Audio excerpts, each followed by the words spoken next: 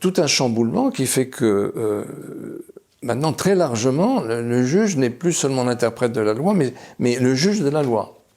Et étant le juge de la loi, interprétant la Constitution, il peut également faire œuvre de constituant en découvrant de nouveaux principes constitutionnels. Jean-Éric Schoettl, bonjour. Bonjour. Vous avez accepté de recevoir le Cercle Droit et Liberté, ici, chez vous, à l'occasion de la sortie de votre dernier ouvrage, La démocratie au péril des prétoires, de l'état de droit au gouvernement des juges, publié chez Gallimard.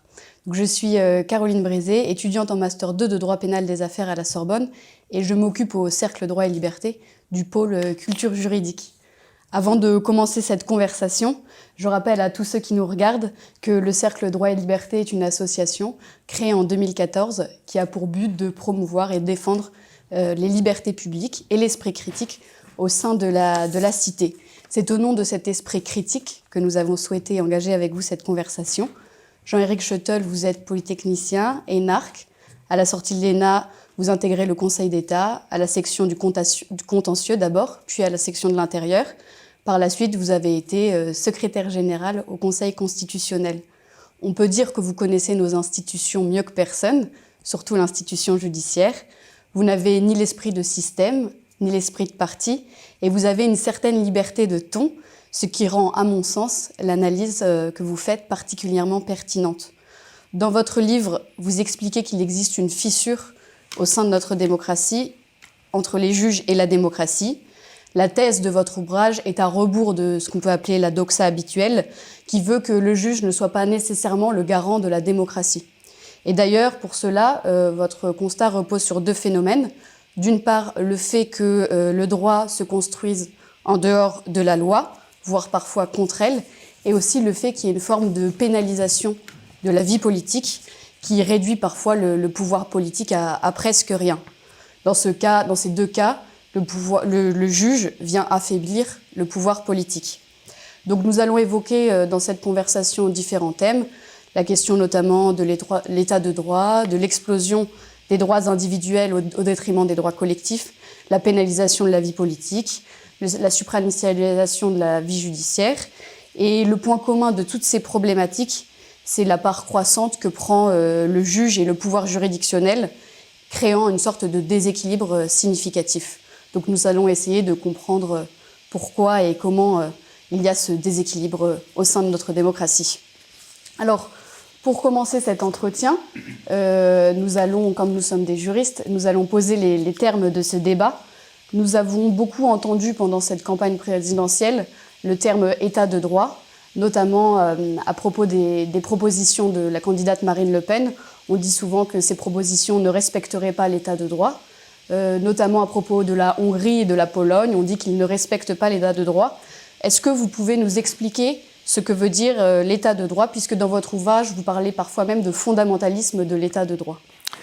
Oui, alors l'état de droit, c'est un mot valise, un mot polysémique, qui peut avoir une signification purement technique, mais qui peut également avoir une acception, alors disons, plus idéologique, voire métaphysique, voire transcendantale. C'est-à-dire l'état de droit, les droits fondamentaux deviennent une sorte de nouvelle mystique, comme dit Soulaise-la-Rivière, hein, qui aurait alors pour Dieu donc les droits fondamentaux et pour grand prêtre le juge. Bon.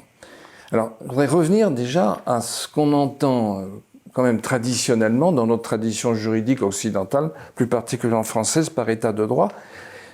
Là, on est dans une conception beaucoup plus technique, mais par contraste, montrer en quoi l'utilisation actuelle plus idéologique de l'expression état de droit constitue une déviation, un déséquilibre. Alors, qu'entendre par état de droit au sens technique? Au sens technique, je crois qu'il y a trois grandes dimensions. La première dimension, disons, c'est celle de la légalité. La seconde dimension, c'est la séparation des pouvoirs. Et la troisième dimension, c'est la sûreté. Alors, du point de vue de la légalité, les décisions de la puissance publique ne doivent pas être arbitraires.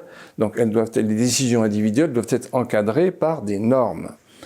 Deuxième idée, ces normes respectent une certaine hiérarchie, hein, la Constitution, au sommet de l'ordonnancement juridique, les lois, les textes d'application, etc. Donc ça, c'est l'idée kelsenienne de la hiérarchie des normes qui a été importée en France par Carré de Malberg notamment. Troisième idée, ces normes, elles doivent avoir pour origine le souverain, c'est-à-dire en fait le peuple. Soit directement par la voie du référendum, un référendum constitutionnel par exemple, soit alors par la voie de ses représentants élus, ou même d'un exécutif qui est lui-même dépendant, qui est lui-même responsable devant le Parlement. Donc la source première des normes est la volonté populaire, le peuple. Bon. Et quatrième idée, le juge contrôle le gouvernement. Il s'agit essentiellement du gouvernement. Dans la conception traditionnelle, ce n'est pas directement la loi. La loi, c'est déjà quelque chose de beaucoup plus récent. Donc, le contrôle juridictionnel, ça c'est la première chose. Deuxième grande dimension, c'est la séparation des pouvoirs. La séparation des pouvoirs, c'est d'abord l'idée qu'il y a diverses fonctions dans l'État qu'il faut distinguer, qu'il faut spécialiser. Donc, élaborer les normes, ça c'est la loi. Administrer, exécuter les lois et administrer, ça c'est l'exécutif. Et puis, il y a ensuite la fonction juridictionnelle. Alors, ces pouvoirs doivent à la fois coopérer entre eux, s'entre-réguler, se tempérer. Donc, c'est l'idée de Montesquieu. Pour ne pas abuser du pouvoir, il faut que la disposition des choses, comme il y a disposition des choses, fasse en sorte que le pouvoir arrête le pouvoir. Alors, cette idée de séparation des pouvoirs, j'insiste, c'est aussi le fait que chaque pouvoir respecte la spécificité des deux autres et ne cherche pas à les assujettir.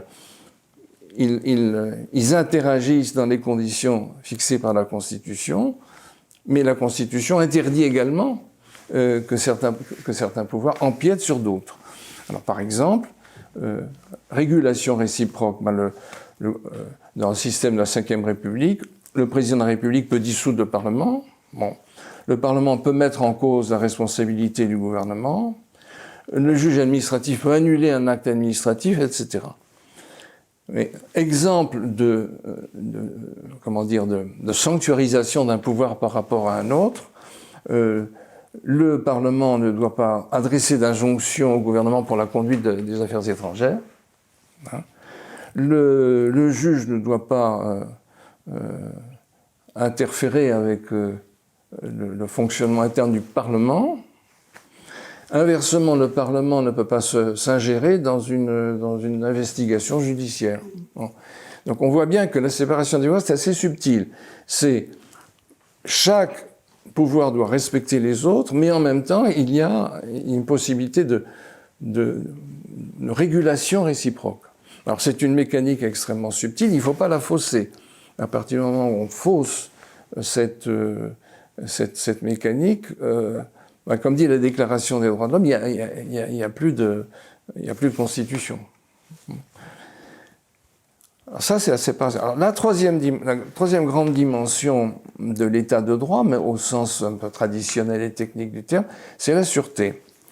Alors la sûreté, c'est quoi? C'est la puissance publique est soumise à la légalité, doit respecter la légalité, mais elle a un autre devoir, c'est de faire en sorte que la loi soit respectée par la généralité des citoyens. Donc, il y a une tension entre les deux. Est-ce qu'il faut limiter la puissance publique? Bien sûr, il faut limiter la puissance publique, notamment par l'intervention du juge, la séparation des pouvoirs, etc. Mais d'un autre côté, il faut que la puissance publique puisse avoir les moyens de faire respecter la loi. Alors, pour reprendre encore Montesquieu, Montesquieu dit lie la liberté à la tranquillité d'esprit, dit-il, du citoyen, qui provient de son opinion que d'une part, la puissance publique ne va pas l'assujettir, premier aspect, mais aussi deuxième aspect, qu'elle va faire en sorte qu'il n'ait pas à craindre d'un autre citoyen. Voilà. Donc, un déséquilibre peut naître du fait que pour limiter la toute-puissance du prince, hein, du souverain, on lui interdise d'exercer sa deuxième mission, qui est celle, comme dit Montesquieu, de faire en sorte qu'aucun citoyen n'ait à craindre d'un autre citoyen. De protéger les citoyens. Alors maintenant, j'en viens à la vision moderne de l'état de droit. Elle naît de deux déséquilibres. Le premier déséquilibre, c'est le second, c'est-à-dire qu'on sacrifie, on craint trop du souverain au point d'entraver ses missions régaliennes. Et si on entrave excessivement ses missions régaliennes, alors la sûreté n'est pas complètement assurée. C'est-à-dire que le citoyen n'a plus à craindre du prince, certes, mais il peut avoir beaucoup à craindre des autres citoyens, des prédateurs. Or, il y a une notion, si vous voulez, populaire, intuitive de l'état de droit qui me semble intéressante, qui consiste à dire, l'état de droit, pour moi, c'est un état de la société où l'État me garantit contre les prédateurs. Une fois réglée la question de le refus de la dictature, si je vis dans un système où je n'ai plus à craindre du souverain, du prince, je tiens quand même à ce que le souverain me garantisse contre les agressions dont je pourrais être... donc voilà, c'est la notion de sûreté. D'où ce malentendu, je crois, aujourd'hui entre les élites et les gens ordinaires. Les élites, pour eux, insistent beaucoup dans cette vision de l'état de droit sur quoi? Les droits fondamentaux, la soumission des pouvoirs publics à la légalité, les droits fondamentaux, alors que du côté plus populaire, on va beaucoup plus insister sur la sûreté. Et on va également plus insister sur le suffrage universel. Voilà. Et que pensez-vous des critiques qu'on fait à l'égard, par exemple, de la Hongrie et de la Pologne? Ces pays dont on dit qu'ils ne respectent pas l'état de droit. Alors là, on est sur une autre question, c'est l'état de droit au sens européen. Au sens européen. Alors, l'état de droit, il est versé parmi les valeurs de l'Union dans le traité sur l'Union européenne, l'article 2, qui énumère les valeurs de l'Union. Quand on a examiné ça sous une première forme, qui était celle du traité établissant une constitution pour l'Europe, il y avait déjà cette énumération des valeurs, et personne n'y avait beaucoup prêté attention, parce qu'on se disait c'est ce qu'on appelle un texte recognitif, c'est-à-dire, voilà, là, on a besoin dans un traité, surtout un traité international, d'enregistrer un acquis civilisationnel.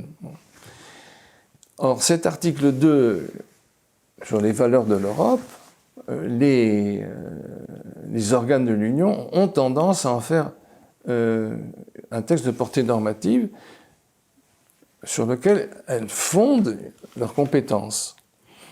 Et donc, à partir de ce mot « état de droit », dont on pouvait penser qu'il avait une simple valeur cognitive, on fait une sorte de matrice, d'une sorte de traité bis, qui va produire toute une série de droits fondamentaux dans le cadre, disons, d'un agenda droit de l'homiste avancé qui couvre y compris les questions sociétales, l'organisation interne de la justice, et les questions migratoires, etc., etc.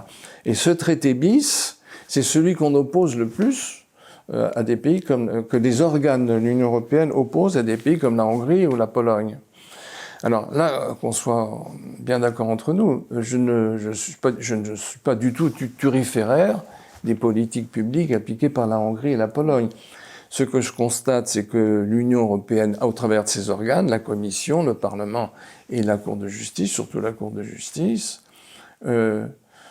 font à ces pays un procès sur la base de cet article 2, les valeurs de l'Union, et notamment cette notion alors du coup très englobantes, très ouvertes d'état de droit, font un procès qui, à mon avis, n'a pas de véritable base dans les traités et qui porte atteinte à leur souveraineté d'une manière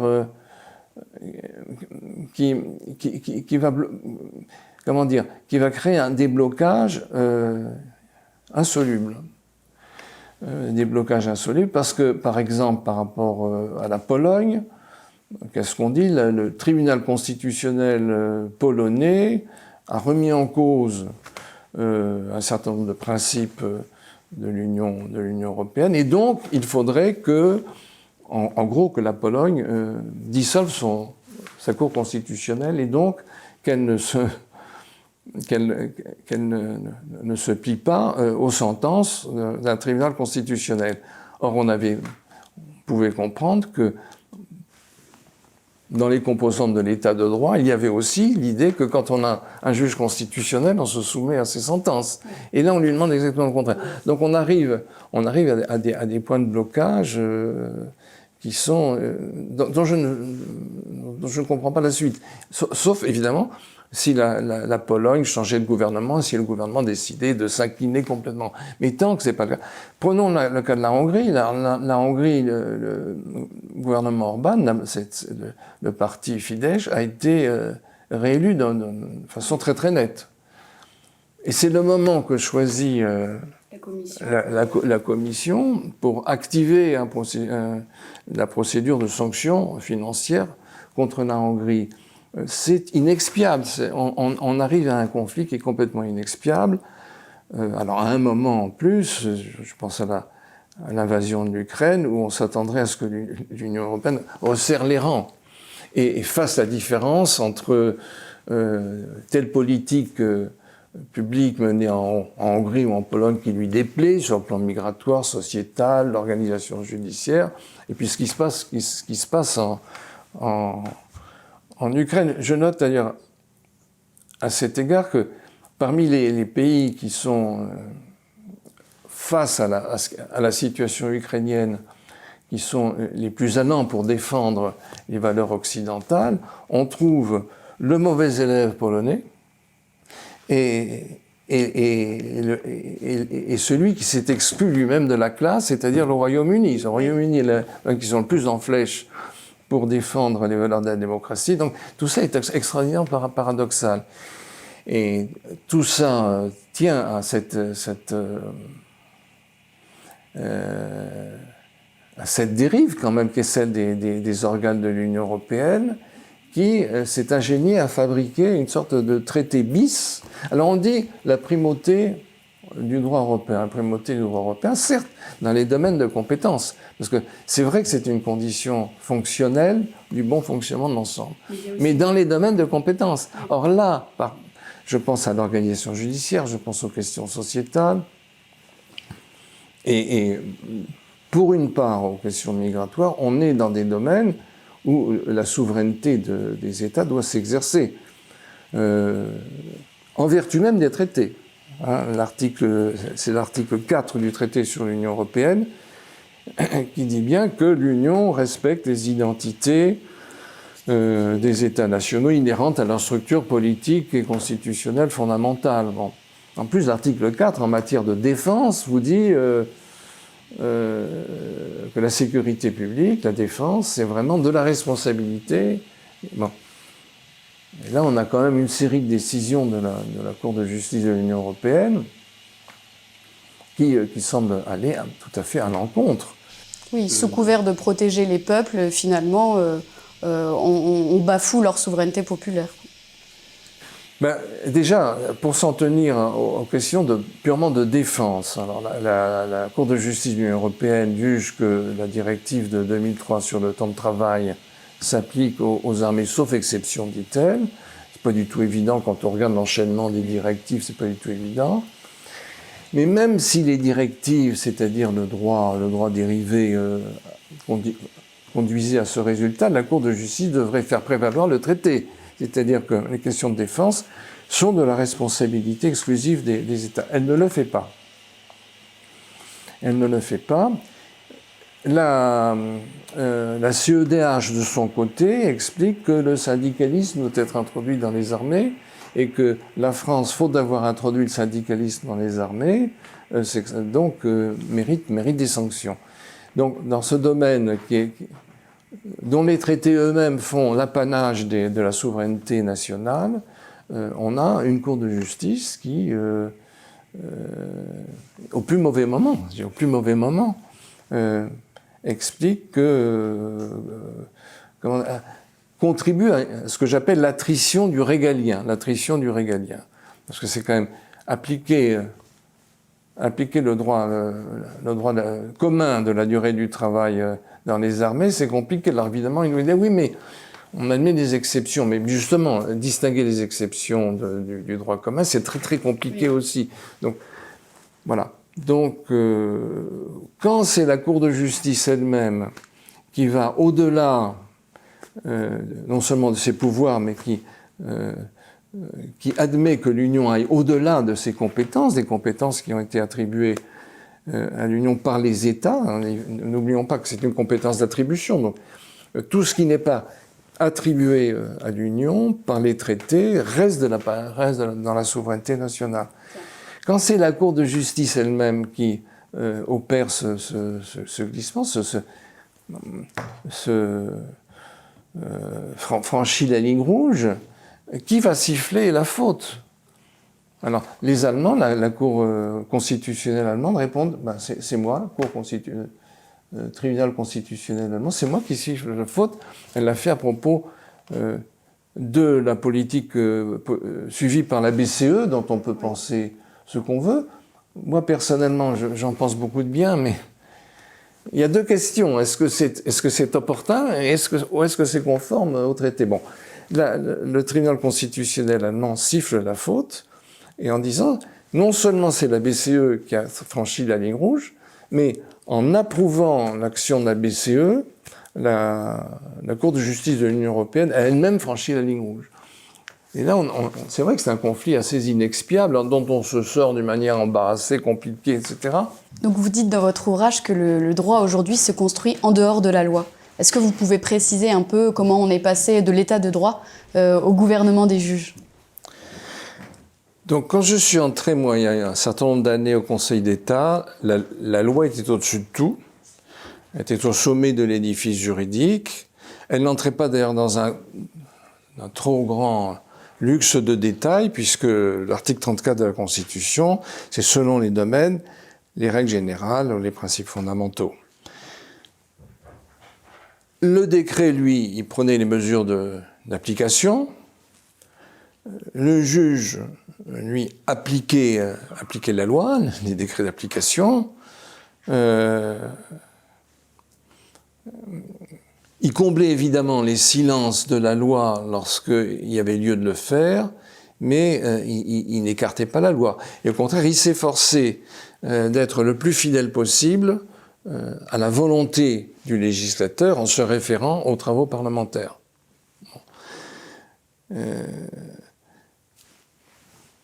Alors, tout ça s'est retrouvé cul par-dessus tête par une évolution qui conduit le juge non plus seulement à interpréter la loi, la bouche de la loi selon Montesquieu, mais à écarter éventuellement la loi parce qu'elle est contraire à une convention internationale,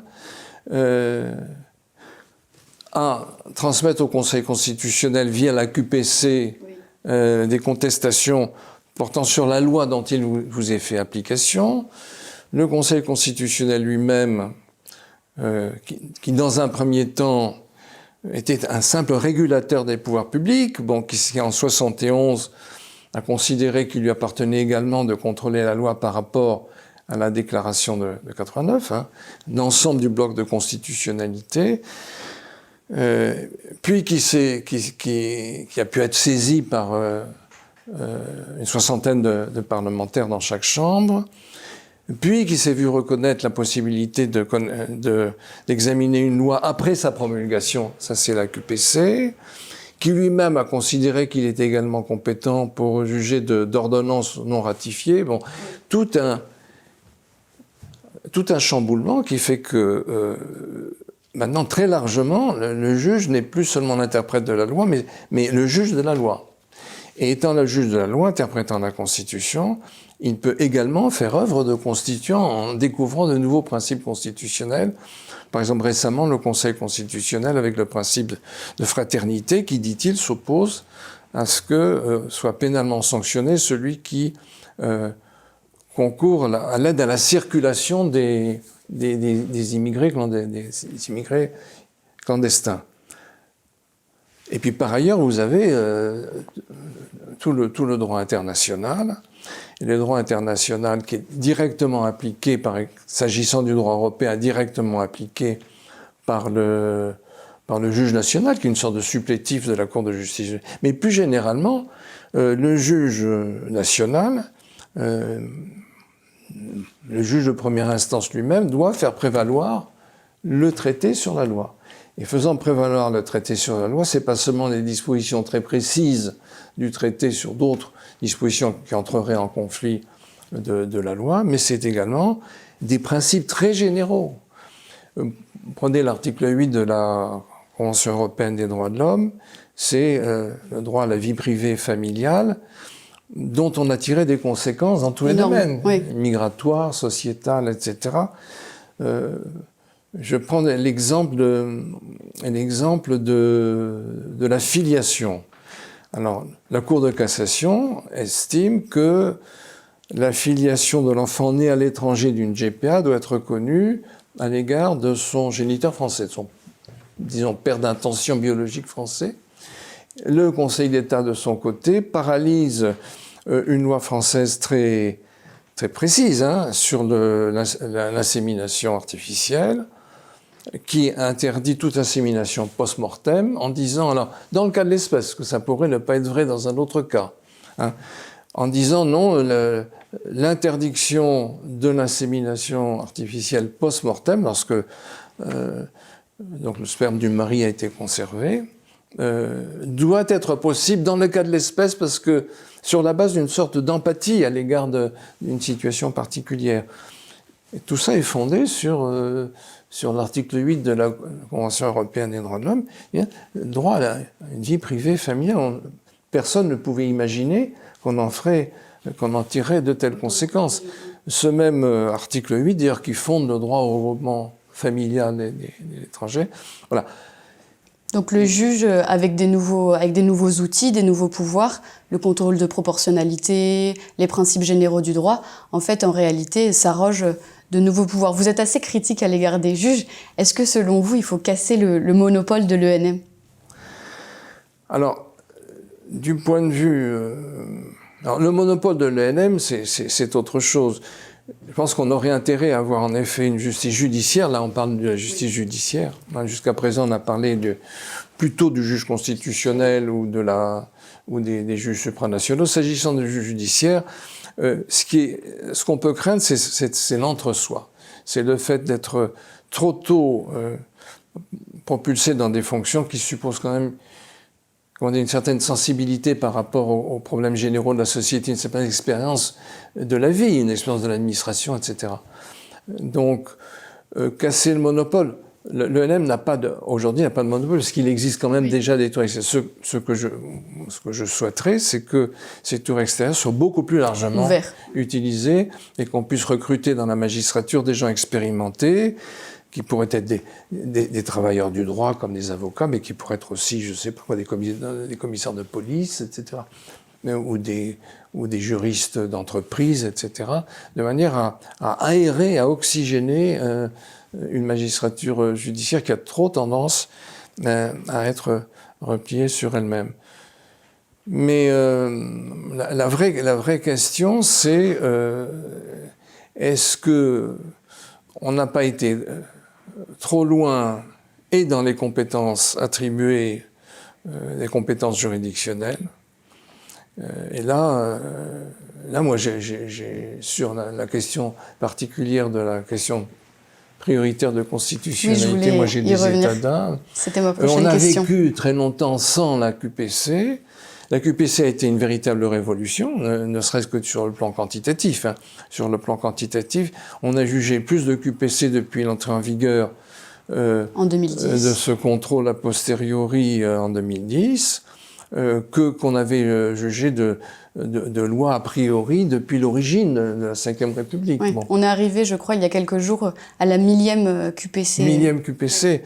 Et sur tous les sujets, et alors contrairement à ce qu'on avait dit, parce qu'on avait dit, bon, la QPC, ne dramatisons pas, il y a un certain nombre de cadavres dans les placards, on citait l'internement psychiatrique d'office, on citait la garde à vue.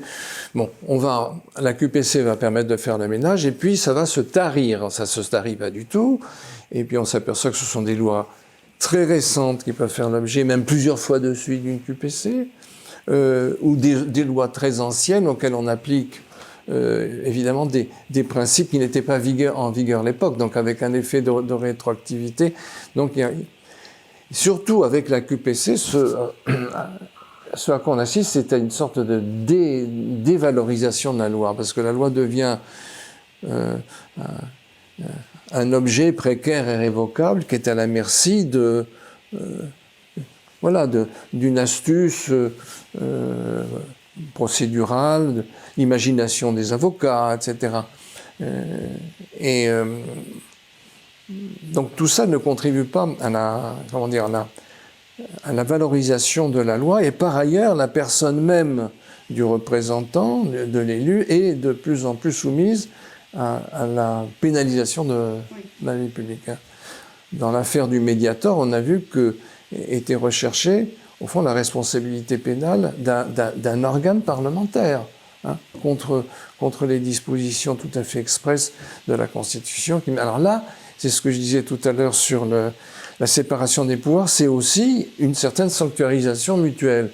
Là, on voit un juge pénal, dans l'affaire du Mediator, qui va mettre en cause la responsabilité pénale de parlementaires à raison du fonctionnement d'une mission d'information. Et ça bride totalement, en fait, le pouvoir politique dans son action. Là, c'est l'intrusion du juge dans le fonctionnement même du Parlement. Donc c'est un cas extrême. Tout ça n'arriverait pas si le juge avait puissamment intériorisé cette idée de retenue, c'est-à-dire je joue mon rôle dans la séparation des pouvoirs, mais pas plus que mon rôle, et je respecte les prérogatives des autres pouvoirs. Mais évidemment, et là encore, c'est Montesquieu, c'est que quand on exerce un pouvoir non limité, on a tendance à excéder les limites, et le self-restraint, la retenue, ne suffit pas toujours. Surtout lorsqu'il y a cet emballement réciproque, cette surenchère entre cours, cette émulation entre cours, qui fait que... Alors en plus de ça, l'opinion est très loin de tout ça, mais disons, une certaine opinion autorisée, la doctrine, etc., qui applaudit à tout ça en disant « c'est merveilleux », plus de transparence. Les droits fondamentaux sont enfin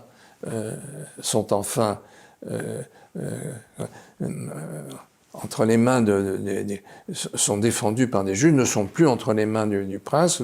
Le caprice du prince est définitivement terrassé, mais simplement on a remplacé le caprice du prince par le caprice du juge. Oui. Alors pas toujours, c'est là où je force un petit peu le trait. On peut dire que dans un grand nombre de cas, le juge, oui, c'est encore faire preuve de retenue. Mais il y a quand même un grand nombre de dérapages qui se banalisent. Par exemple, je me souviens qu'il y a une quarantaine d'années, on disait le Conseil constitutionnel va quand même éviter de censurer trop globalement une loi consensuelle. Une loi qui est l'expression d'un programme gouvernemental, d'un programme présidentiel. Il va quand même hésiter à y faire obstacle. On a des exemples récents de lois tout à fait consensuelles. Je pense à la loi sécurité globale, qui a été percé de flèches par le Conseil constitutionnel dans ses dispositions les plus emblématiques et les plus consensuelles. Donc là on voit quand même que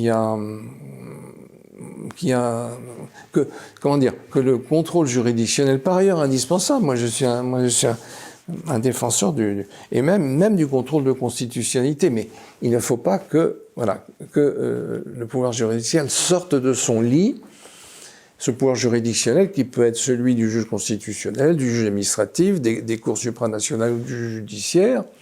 Il ne faut pas qu'il sorte de son lit parce que là, notre notion classique d'état de droit s'en trouve faussée, déséquilibrée. D'ailleurs, vous dites que le garde des Sceaux est le ministre le plus impuissant de France. Alors, le garde des Sceaux, depuis un certain nombre d'années, soit par des règles qui ont été l'évolution de la procédure pénale, soit par auto-limitation, est devenu, je crois, oui, un des ministres les plus impuissants, dans ce sens qu'il est censé conduire une politique qu'il n'a pas les moyens de conduire. Cette politique, c'est quoi? C'est la politique pénale. Bon. Alors, certes, il peut émettre des instructions pénales générales. Mais en réalité, après, les parquets en font un peu ce qu'ils veulent. Hein. Par exemple, il n'a plus la possibilité d'adresser d'instructions dans des affaires particulières. Il y avait un problème d'instruction secrète qui était inquiétant. On y a mis fin avec cette idée de la transparence, c'est-à-dire lorsqu'il y avait des instructions dans une affaire particulière, elle devait être versée au dossier et rendue publique. Ça me semblait être un bon équilibre. Mais depuis, on a dit non, ça c'est déjà trop, et donc plus du tout d'instruction dans des affaires particulières. On sait bien que certaines affaires particulières posent des questions générales. La frontière entre des instructions pénales générales et des affaires particulières, elle est extraordinairement floue. Bon. Donc, le garde des Sceaux a perdu ce pouvoir-là. Le garde des Sceaux s'interdit de ne pas tenir compte, de tourner le dos aux avis du CSM parquet. En théorie, il peut pas tenir compte, il peut faire ce qu'il veut. En pratique, il s'y conforme exactement. Donc, on est déjà dans une situation où le CSM parquet est décisionnel, comme le CSM Il y a une indépendance de fait, en fait. Voilà. Donc, en réalité, c'est un parquet qui devient de plus en plus indépendant. Et si le parquet devient totalement indépendant... Or, le parquet, c'est quoi? C'est pas du tout comme le juge du siège. Le parquet, les parquetiers, le ministère public, comme on dit, ne juge pas. Il enquête, il exerce les poursuites, il défend la société devant les juridictions. Lorsque l'affaire arrive dans la juridiction, il défend les intérêts de la société. Et puis, il a un rôle d'administrateur aussi, la justice. Donc, c'est pas un rôle de juge. Bon. Donc, si on veut qu'il y ait une politique pénale, et Dieu sait si ça préoccupe nos concitoyens qu'il y ait une politique pénale, il faut bien que le parquet soit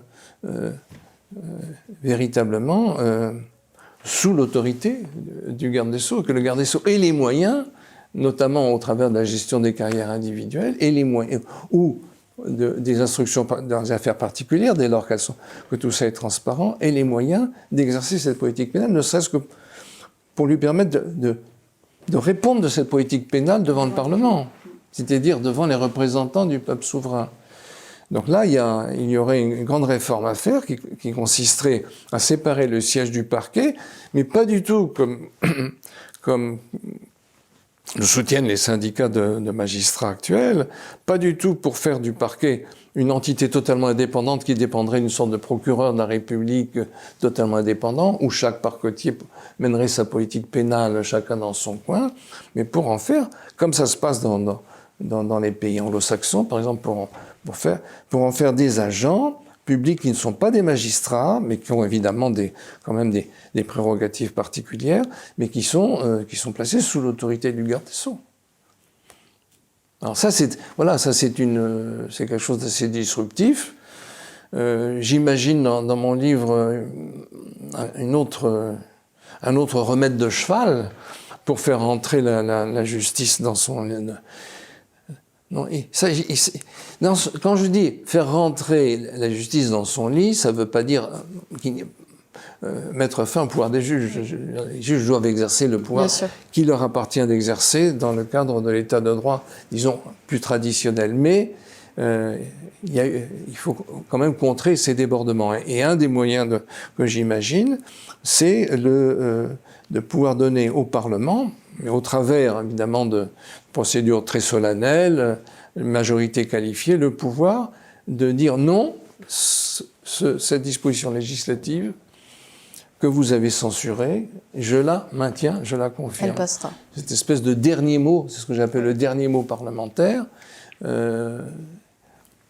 Bon. Alors, pour en revenir aux pouvoirs qui ont été donnés aux juges, il y a aussi des pouvoirs qui s'est donné. Hein. Oui.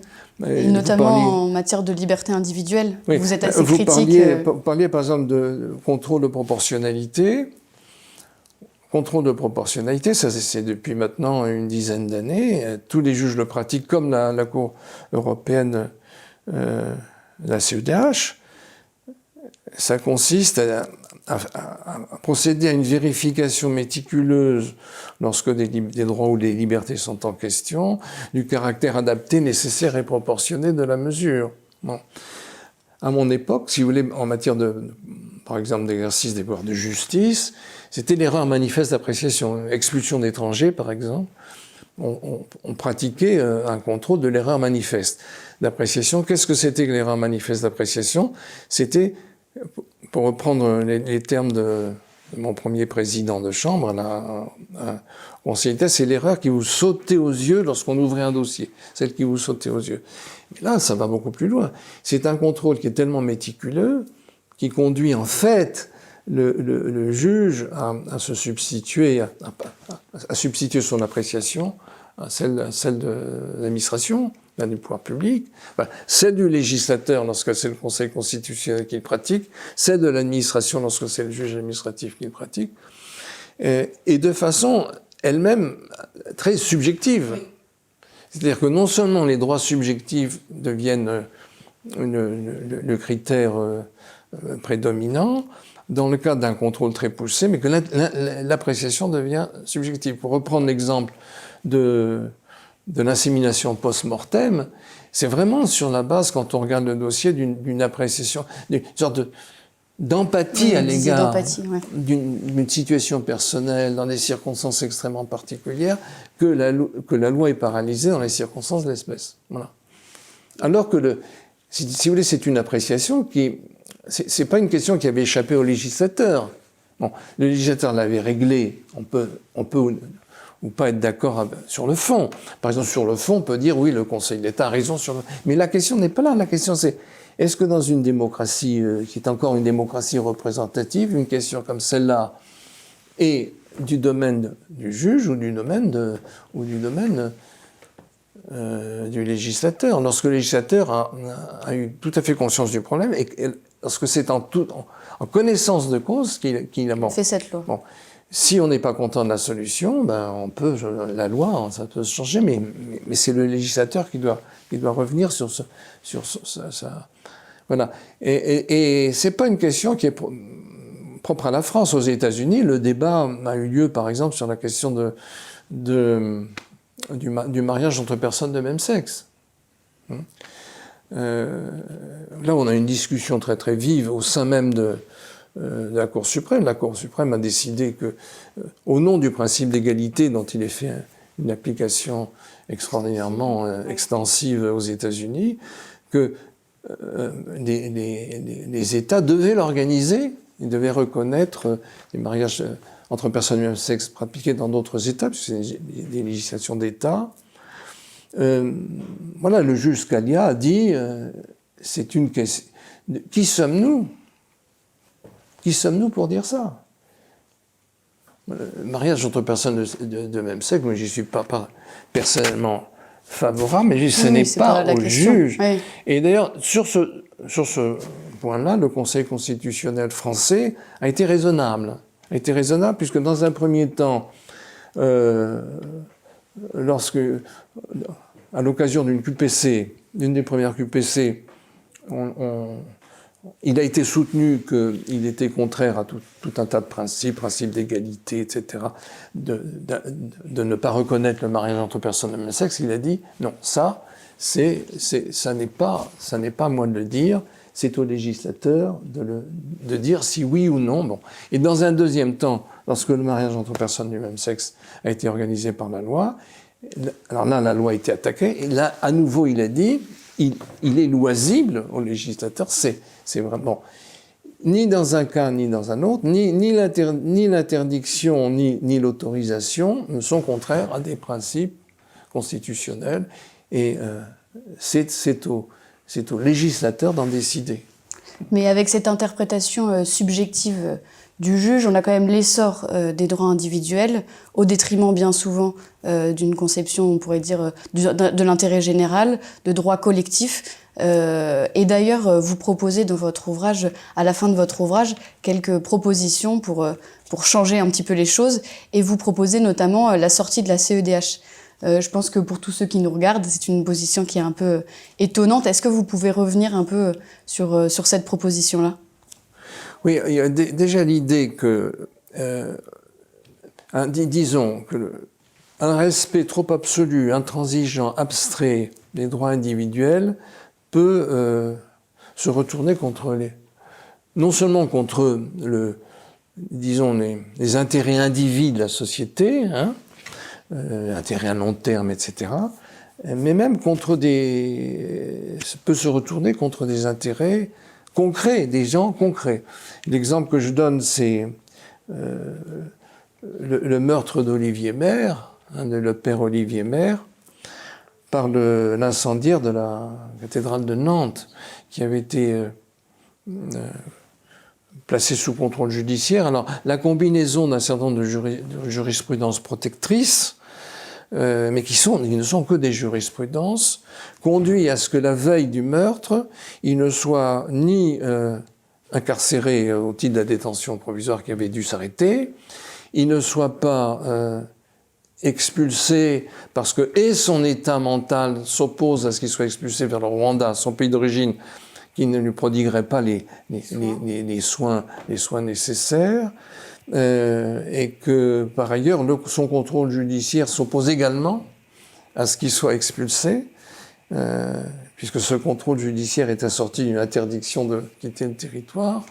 En même temps, son état de santé mental, qui fait obstacle à son retour au Rwanda, ne fait pas pour autant obstacle à ce qu'il soit maintenu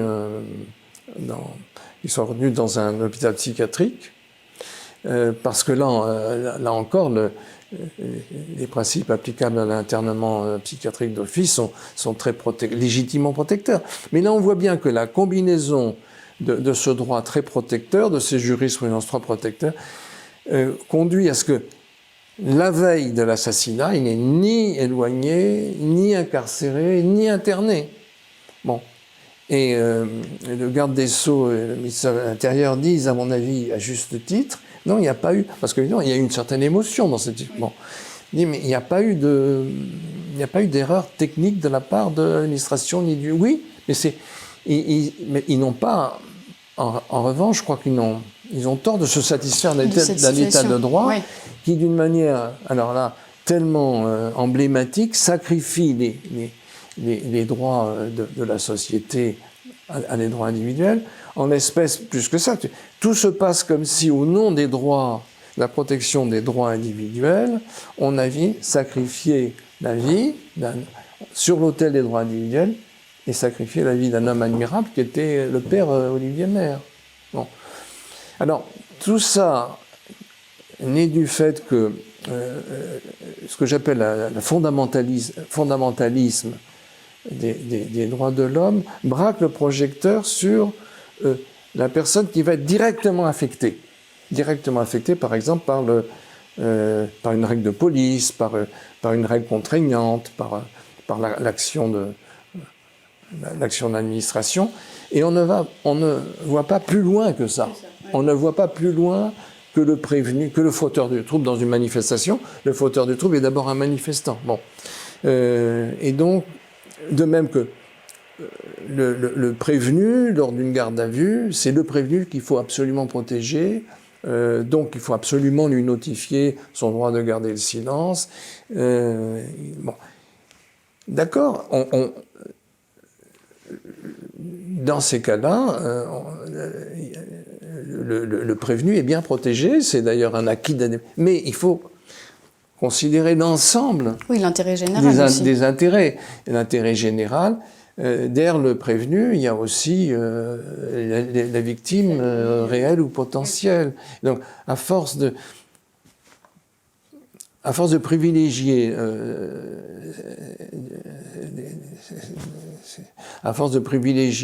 le droit individuel qui est directement affecté, on va oublier l'intérêt général, d'où l'affaire Olivier Maire. Bon.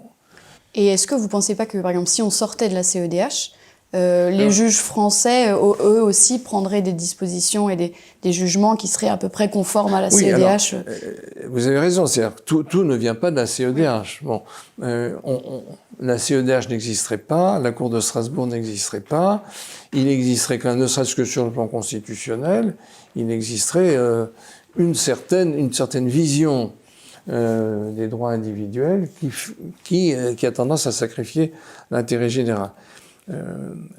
Donc, ça ne serait pas une panacée. Ceci dit, s'il n'y avait pas la CEDH quand même, le juge interne pourrait moins s'appuyer sur un certain nombre de jurisprudences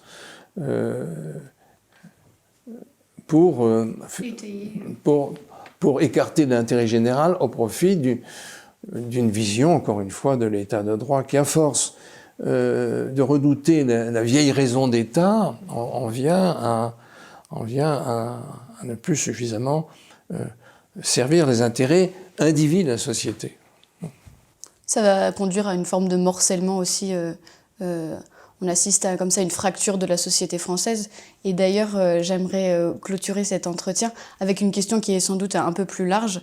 On a l'impression que les Français, la société française a du mal à renouer avec cette idée de commun, avec cette idée de collectif, et notamment à travers l'action du juge. Le juge refuse que le pouvoir politique fasse prévaloir l'intérêt général. La jurisprudence fait prévaloir les intérêts individuels plus que les intérêts, sur les aspirations collectives de la société. Souvent, les instances internationales aussi font prévaloir leurs lois sur les spécificités nationales. Est-ce que vous pensez, et c'est ma dernière question, est-ce que vous pensez que les Français et la société française peut encore renouer avec cette idée de commun, cette idée de bien commun? Oui, alors, je crois que la société française, elle souffre terriblement d'être fragmentée, en effet. Le souci du commun, si on prend l'exemple de injure, diffamation, etc., toute cette jurisprudence sur l'injure et la diffamation, on s'aperçoit quand même qu'il y a un biais au détriment du commun et en faveur, disons, de ce que j'appelle l'autre avec un A majuscule. La liberté d'expression est mobilisée dans l'affaire Nick Conrad, quand même, qui appelle au meurtre dans un rap au meurtre des bébés blancs. Là, on est liberté d'expression. Par contre, l'anthropologue Bensoussan, c'est 3 ans de procédure parce qu'il a eu le malheur dans une émission de radio de dire que une certaine judéophobie était inhérente à une culture familiale maghrébine. Bon. Donc, il faudrait revenir à une certaine, un certain respect du commun et cesser d'exalter, de magnifier l'altérité. Oui. Bon, je crois que ça c'est... Et ce que nous montre l'invasion de l'Ukraine, la guerre en Ukraine, c'est justement qu'un certain nombre de fondamentaux qui ont été négligés sont absolument indispensables à la survie d'une nation. Et que la démocratie doit aussi apprendre à combattre ses ennemis. Aujourd'hui, l'idée au fond le sentiment d'appartenance commune, le sens du sacrifice, etc. Tout ça, ce sont des fondamentaux que nous rappelle la situation en Ukraine. Oui. Et qu'on a un petit peu perdu de vue à force d'exalter les droits individuels, et les prérogatives catégorielles, communautaires, etc. Il faut revenir à un certain sens du commun. Alors, est-ce que l'électrochoc ukrainien il suffira? Je ne sais pas, je l'espère. On espère. Merci beaucoup Jean-Éric Schoettl pour cette conversation passionnante. Je pense que votre constat lucide va nous permettre de remettre en cause un petit peu nos certitudes. Merci à nos spectateurs qui nous ont suivis et merci à ceux qui soutiennent le Cercle Droit et Liberté. Si vous avez aimé cet entretien, n'hésitez pas à lui donner toute la visibilité qu'il mérite. À très bientôt.